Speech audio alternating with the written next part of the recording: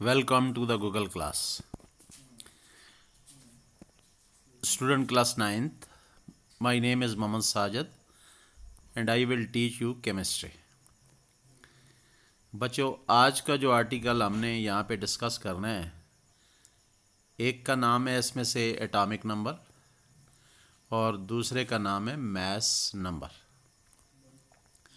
तो पहले हम एटॉमिक नंबर जो है इसको स्टडी करेंगे।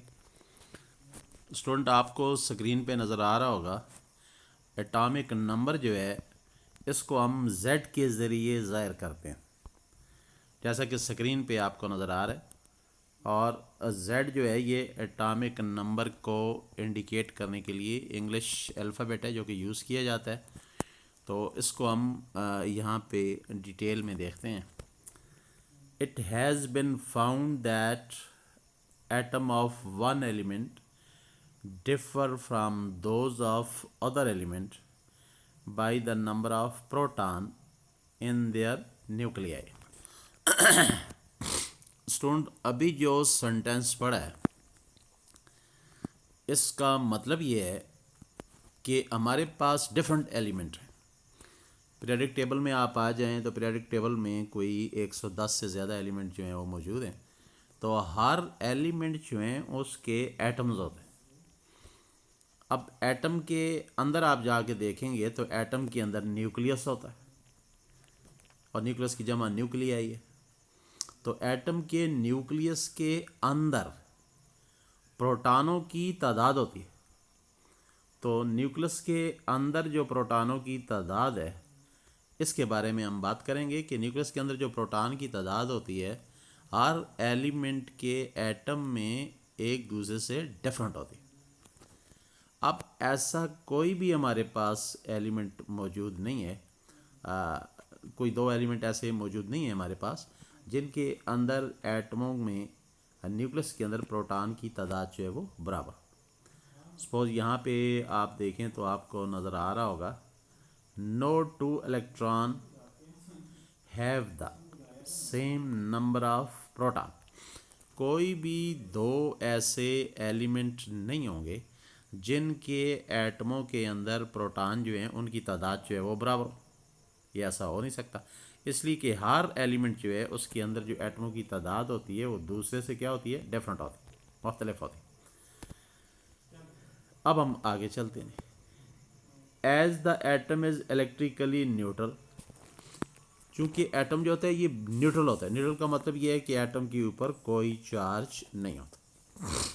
अब एटम क्यों न्यूट्रल होता है? इसलिए so they have the same number of electron as the number of proton. यानी एटम क्यों न्यूट्रल होता है? इसलिए उसके अंदर नंबर ऑफ इलेक्ट्रॉन्स यानी इलेक्ट्रॉनों की तादाद और नंबर ऑफ प्रोटॉन यानी प्रोटॉनों की तादाद हमेशा क्या होगी, बराबर होगी। तो ये जहन में रखना है आपने कि एलिमेंट्स जो होते हैं उनके अंदर जो एटम होते हैं तो एटम जो होते हैं वो न्यूट्रल होते हैं, यानी उन पर कोई चार्ज नहीं होता। और चार्ज क्यों नहीं होता? उसकी वजह ये है कि उनके अंदर नंबर ऑफ़ इलेक्ट्रॉन और नंबर ऑफ़ प्रोटॉन जो हैं वो हमेशा क्या होंगे, सेम होंगे, बराबर होंगे। आगे चलते हैं। The number of neutron in an atom of an element is different and can not be use to characterize the atom. अब स्टूडेंट, हमने नंबर ऑफ़ इलेक्ट्रॉन की बात की, नंबर ऑफ़ प्रोटॉन की बात की। अब हम बात करेंगे नंबर ऑफ़ न्यूट्रॉन्स की। तो नंबर ऑफ़ न्यूट्रॉन जो होते हैं एटम के अंदर किसी भी एलिमेंट, कहते हैं कि वो डिफरेंट होते हैं, मुख्तलिफ होते हैं।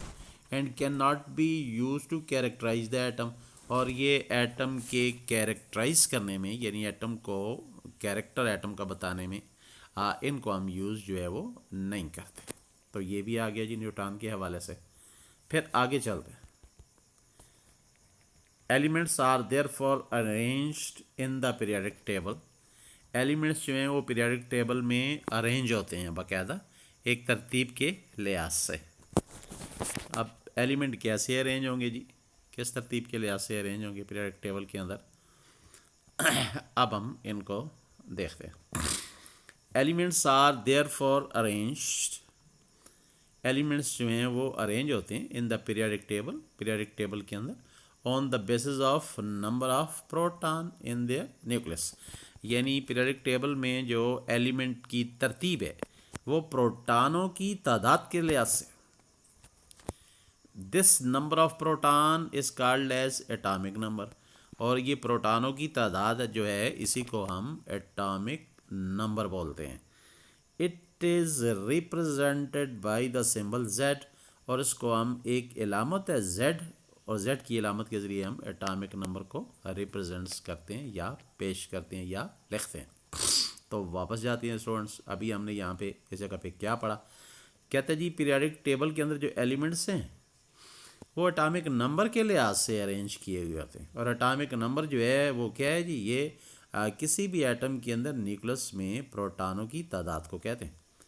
जितने प्रोटॉन होंगे, प्रोटॉनों की तादाद होगी, इतना ही एटॉमिक नंबर होगा। और एटॉमिक नंबर को ज़ाहिर करने का जो तरीका है उसके लिए एक सिंबल यूज़ होती है, अलामत यूज़ होती है, उसे Z बोलते हैं। अब आते हैं जी कि एटॉमिक नंबर जो है उसके लिए हमें एक इक्वेशन जो है वो हमारे पास होती है कि एटॉमिक नंबर किसके बराबर है। तो इस इक्वेशन को देखते हैं। तो आपको नज़र आ रहा होगा कि एटॉमिक नंबर जो है वो Z के ज़रिए ज़ाहिर करते हैं, और ये किसके बराबर है, नंबर ऑफ प्रोटॉन और number of electron in an atom.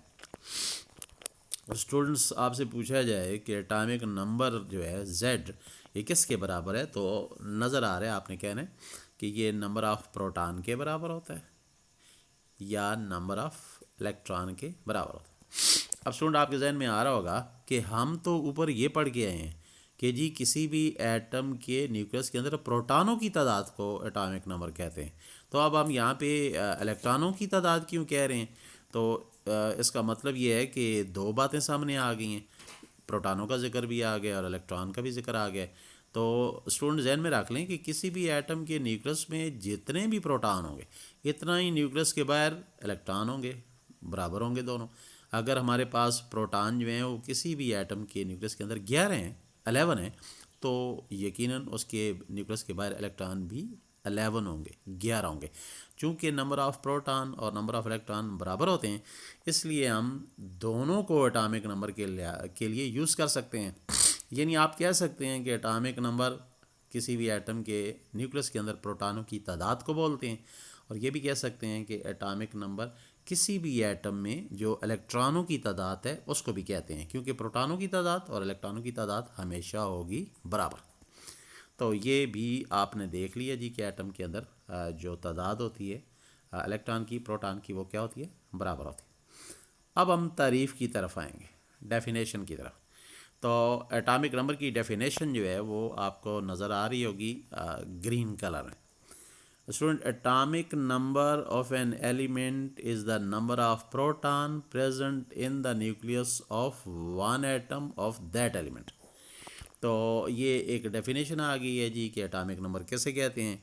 तो एटॉमिक नंबर जो है ये किसी भी एलिमेंट के एटम के न्यूक्लियस के अंदर जो प्रोटॉनों की तादाद है, नंबर ऑफ प्रोटॉन है, उसको बोलते हैं। फिर एक दफ़ा सुन लें, एटॉमिक नंबर किसे बोलते हैं, किसी भी एटम के न्यूक्लियस के अंदर जो प्रोटॉनों की तादाद है उसको हम एटॉमिक नंबर बोलते हैं। तो ये हो गया जी क्लियर एटॉमिक नंबर की डेफिनेशंस। अब हम आते हैं जी नीचे मिसालों की तरफ। तो एग्जांपल में स्टूडेंट आपको नज़र आ रहा होगा हाइड्रोजन है, और फिर कार्बन नज़र आ रहा है, फिर ऑक्सीजन नज़र आ रहा है। कहते जी पहले जिक्र हाइड्रोजन का है तो इसके अंदर एक प्रोटॉन होगा। फिर देखें कार्बन का जिक्र है तो इसके अंदर 6 यानी 6 प्रोटॉन होंगे। फिर ऑक्सीजन का जिक्र नज़र आ रहा है, ऑक्सीजन, इसके अंदर 8 प्रोटॉन जो हैं वो न्यूक्लियस में मौजूद होंगे। तो ये फिर इनका एटॉमिक नंबर भी बन जाएगा। यानी आपसे पूछा जाए जी कि हाइड्रोजन जो है उसका एटॉमिक नंबर क्या है, ये हाइड्रोजन है, इसका एटॉमिक नंबर 1 है क्योंकि इसके न्यूक्लियस में एक प्रोटॉन है। अब ये कार्बन है तो इसका एटॉमिक नंबर 6 है क्योंकि इसके न्यूक्लियस में 6 प्रोटॉन है। अब ऑक्सीजन है तो इसका एटॉमिक नंबर 8 है क्योंकि इसके न्यूक्लियस में 8 इलेक्ट्रॉन मौजूद है।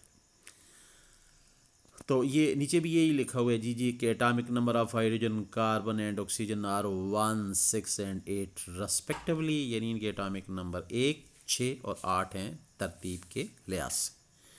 अब स्टूडेंट हम एक टेबल की तरफ जाते हैं और आपको एक टेबल नज़र आएगा स्क्रीन के ऊपर। इस टेबल में आपको यहाँ पे नज़र आएगा एटॉमिक नंबर। अब हाइड्रोजन है जी, तो हाइड्रोजन का एटॉमिक नंबर आपको नज़र आ रहा है 1, क्योंकि इसके न्यूक्लियस में एक प्रोटॉन है। फिर कार्बन है जी, तो कार्बन का एटॉमिक नंबर 6, क्योंकि इसके न्यूक्लियस में 6 प्रोटॉन है। फिर ऑक्सीजन है, इसका एटॉमिक नंबर 8 है, इसलिए कि इसके न्यूक्लियस में 8 प्रोटॉन जो हैं वो मौजूद हैं। फिर इसी तरीके से आपको नीचे नज़र आ रहा होगा ऑक्सीजन के बाद सोडियम, तो सोडियम का एटॉमिक नंबर 11 है, 11, क्योंकि इसके न्यूक्लियस में 11 प्रोटॉन मौजूद हैं। उसके बाद क्लोरीन आ जाता है जी, तो क्लोरीन का एटॉमिक नंबर 17 है, इसलिए कि इसके न्यूक्लियस में 17 प्रोटॉन जो है वो न्यूक्लियस के अंदर मौजूद है। तो ये आपने देखा जी कि एटॉमिक नंबर क्या है, तो ये प्रोटॉनों की तादाद को बोलते हैं जी। और जितने आपने देखी मिसालें, इसमें मुख्तलिफ एटम थे और उनकी बाहर प्रोटॉनों की तादाद लिखी हुई थी जो कि न्यूक्लियस में मौजूद थे, और इसको हम एटॉमिक नंबर बोलते थे। तो ये था जी सारा कुछ एटॉमिक नंबर के बारे में। स्टूडेंट, अब दूसरा आर्टिकल मैंने आपको तारफ़ करवाया था, और दूसरा आर्टिकल था मैथ्स नंबर। अब मैथ्स नंबर क्या है जी, तो मैथ्स नंबर इसको हम ए से ज़ाहिर करते हैं, और मैथ्स नंबर जो है ये हमारे पास न्यूक्लियन की तादाद को बोलते हैं। What is mass number? अब इसको पढ़ेंगे मैथ्स नंबर को। Mass number is also called as nucleon number. Nucleon, so nucleon किसे कहते हैं? न्यूक्लियंस यहाँ पे आपने देखना है कि न्यूक्लियंस किसे कहते हैं। तो न्यूक्लियंस, न्यूक्लियस के अंदर जो चीज़ें मौजूद हैं उन्हें न्यूक्लियंस बोलते हैं। तो आपको तो पता है कि न्यूक्लियस के अंदर दो चीज़ें मौजूद हैं, मेजर जो बड़ी हैं वो दो हैं, एक प्रोटॉन है और दूसरा जो है वो क्या है, न्यूट्रॉन। तो अब हमने ये देखना है कि न्यूक्लियस के अंदर कितने प्रोटॉन और कितने न्यूट्रॉन। स्टूडेंट, जब न्यूक्लियस के अंदर प्रोटॉन और न्यूट्रॉन की तादाद को हम जमा करेंगे ना, तो वो फिर हमारे पास एक वज़न बन जाएगा। इसे हम मास ऑफ द एटम बोलते हैं। तो ये मास ऑफ एटम है। आपसे पूछा जाए जी एटम का वज़न किस पे डिपेंड करता है, तो आपने कहना है जी कि ये डिपेंड करता है नंबर ऑफ़ प्रोटॉन पे, कि न्यूक्लियस में प्रोटॉन कितने, एंड नंबर ऑफ़ न्यूट्रॉन, और न्यूक्लियस के अंदर न्यूट्रॉन कितने। इसका मतलब यह है कि मैथ्स नंबर को हम ज़ाहिर तो ए से करेंगे, कैपिटल ए के ज़रिए, लेकिन इसकी तारीफ़ जो है वो ये बनेगी कि किसी भी एटम के न्यूक्लियस के अंदर प्रोटॉनों और न्यूट्रॉनों की कुल तादाद को मैथ्स नंबर बोलते हैं। मैं रिपीट करता हूँ, मैथ्स नंबर क्या है? किसी भी एटम के अंदर प्रोटॉन जितने भी हैं और न्यूट्रॉन जितने भी हैं उनकी कुल तादाद जो है उसको जमा करेंगे तो उसको हम मैथ्स नंबर बोलेंगे। अब इसकी डेफिनेशन की तरफ आते हैं। मैथ्स नंबर की डेफिनेशन क्या है? तो स्टूडेंट, डेफिनेशन आपको नज़र आ रही होगी मैथ्स नंबर की स्क्रीन पे ग्रीन कलर में। कहता है जी mass number of atom is equal to the sum of the number of proton and neutron present in the nucleus. यानी न्यूक्लियस के अंदर जितने भी प्रोटॉन हैं और न्यूट्रॉन, इनको जमा करें तो आपके पास मैथ्स नंबर निकल आएगा। नीचे देखें फार्मूला लिखा हुआ है कि मैथ्स नंबर क्या है जी, नंबर ऑफ़ प्रोटॉन और नंबर ऑफ़ न्यूट्रॉन, इनको आप जमा करें तो मैथ्स नंबर आपके पास जो है वो निकल जाएगा। अब स्टूडेंट्स आते हैं हम कि नंबर ऑफ़ न्यूट्रॉन कैसे निकालते हैं। न्यूट्रॉन निकालने का क्या तरीका है? तो न्यूट्रॉन का आसान है फार्मूला है जी कि मैथ्स नंबर आप अगर आप निकाल चुके हैं तो मैथ्स नंबर में से प्रोटॉनों की जो तादाद है वो माइनस कर दें। मैथ्स नंबर में से प्रोटॉनों की तादाद माइनस कर दें तो जो जवाब आएगा वो न्यूट्रॉन के नंबर खुद ही निकल आएंगे कि न्यूट्रॉन इतने होंगे। तो ये एक फार्मूला यूज़ होता है। अब हम आते हैं स्टूडेंट्स के, हम किसी भी एलिमेंट जो है उसको किस तरीके से रिप्रेजेंट करेंगे किसी एलिमेंट्स को। तो एलिमेंट को स्टूडेंट आप देखें यहाँ पे एक्स के ज़रिए रिप्रेजेंट किया गया है। ये कोई एलिमेंट है और उसकी सिंबल है, इसके ऊपर ए लिखा हुआ है। ए, आपको पता है ए से हम मैथ्स नंबर को ज़ाहिर करते हैं, तो मैथ्स नंबर ऊपर लिखा होगा, नीचे जेड लिखा है, और जेड से आपको पता है कि हम एटॉमिक नंबर को ज़ाहिर करते हैं। तो मकसद यही हुआ जी कि कोई भी एलिमेंट जो है उसको आपने लिखना है तो उसका तरीका ये होगा कि सेंटर में यहाँ पे आप एक एलिमेंट जो है उसकी अलामत लिखेंगे, ऊपर उसका मैथ्स नंबर यानी वज़न लिखेंगे, और नीचे उसका एटॉमिक नंबर जेड जो है वो नीचे आप लिखेंगे। अब ये नीचे में लिखा हुआ आपको बता भी दूंगा आगे चल के कि ये कहाँ तक जो है वो हमारे पास मौजूद है ये लिखा हुआ, और इसको हम आगे ज़ाहिर कैसे करेंगे। तो स्टूडेंट्स आज के लिए इतना ही काफ़ी है। मैं थोड़ा रिपीट कर देता हूँ कि आज हमने जो है वो क्या पढ़ा, एक दफ़ा फिर नए सिरे से देख लेते हैं। दो चीज़ों को मैंने ज़िक्र किया था, एक एटॉमिक नंबर का और एक मैथ्स नंबर का। तो स्टूडेंट एक दफ़ा फिर देख रहे हैं, एटॉमिक नंबर जो है वो उसको हम जेड के ज़रिए ज़ाहिर करते हैं, और शार्ट बात बताऊं तो वो ये है कि एटॉमिक नंबर जो है वो किसी भी एटम के न्यूक्लियस के अंदर जो प्रोटॉनों की तादाद है उसको बोलते हैं। यानी न्यूक्लियस के अंदर 11 प्रोटॉन हैं जी, तो मैथ्स नंबर एटॉमिक नंबर 11 होगा, और न्यूक्लियस के अंदर प्रोटॉनों की तादाद 6 है, तो एटॉमिक नंबर जो है वो 6 होगा, यानी 6 होगा। और न्यूक्लियस में अगर प्रोटॉन जो हैं उनकी तादाद सिर्फ एक है, यानी एक ही प्रोटॉन है, तो फिर एटॉमिक नंबर 1 होगा, यानी 1 होगा, जैसे कि हाइड्रोजन का 1 होता है। और फिर उसके बाद फार्मूला भी आपने देख लिया जी कि एटॉमिक नंबर Z जो है वो किसके बराबर है, ये प्रोटॉनों की तादाद के बराबर है। और फिर चूंकि प्रोटॉन और इलेक्ट्रॉन बराबर होते हैं तो फिर हम कह सकते हैं कि ये प्रोटॉनों की तादाद के बराबर है और इलेक्ट्रॉनों की तादाद के बराबर। उसके बाद फिर आगे एग्जांपल आई है जी, टेबल नज़र आ रहा है। हाइड्रोजन का एटॉमिक नंबर 1 है, कार्बन का 6 है, ऑक्सीजन का 8 है, सोडियम का 11 है और क्लोरीन का 17 है। क्योंकि इनके न्यूक्लियस के अंदर इतने इतने प्रोटॉन मौजूद हैं। हाइड्रोजन का 1 प्रोटॉन मौजूद है, लिहाजा इसका एटॉमिक नंबर 1 है। कार्बन के 6 प्रोटॉन न्यूक्लियस में मौजूद है, लिहाजा इसका एटॉमिक नंबर 6 है, एंड सो ऑन, इसी तरह आगे। उसके बाद दूसरा आर्टिकल स्टूडेंट हमने पढ़ा था मैथ्स नंबर।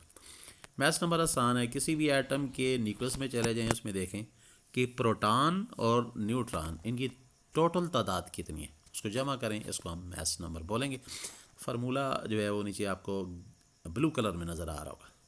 मैथ्स नंबर के नंबर ऑफ़ प्रोटॉन जमा यानी प्लस नंबर ऑफ़ न्यूट्रॉन, तो दोनों को जमा करें तो मैथ्स नंबर निकल आएगा। फिर इससे नीचे एक ब्लू कलर में फार्मूला आपको नज़र आ रहा होगा, जिसमें लिखा हुआ है जी नंबर ऑफ़ न्यूट्रॉन्स। तो नंबर ऑफ़ न्यूट्रॉन निकालने के लिए कौन सा फार्मूला है, तो नंबर ऑफ़ न्यूट्रॉन निकालने के लिए फार्मूला जो है वो आसान है। इसमें आप मैथ्स नंबर में से नंबर ऑफ़ प्रोटॉन जो है वो माइनस कर देते हैं, तो आपके पास नंबर ऑफ़ न्यूट्रॉन निकल आते हैं। अब स्टूडेंट उसके बाद एक एलिमेंट को कैसे ज़ाहिर करते हैं, तो ये आपको लिखा हुआ नज़र आ रहा है। सेंटर में एलिमेंट्स जो है उसकी हम इलामत लिखते हैं, और ऊपर उसके हम वज़न लिखते हैं एटॉमिक मास, और नीचे उसका एटॉमिक नंबर लिखते हैं। तो आज हमने एटॉमिक नंबर पढ़ा, और उसके बाद मैथ्स नंबर। एटॉमिक नंबर को Z से ज़ाहिर करते हैं और मैथ्स नंबर को A से ज़ाहिर करते हैं। स्टूडेंट आज के लिए काफ़ी है, कल इंशाल्लाह नेक्स्ट लेक्चर में हम इसकी मज़ीद आगे एग्ज़ाम्पलें जो हैं वो मिसालें जो हैं मज़ीद आगे पढ़ेंगे। तो आज के लिए इतना काफ़ी है। अल्लाह हाफ़िज़।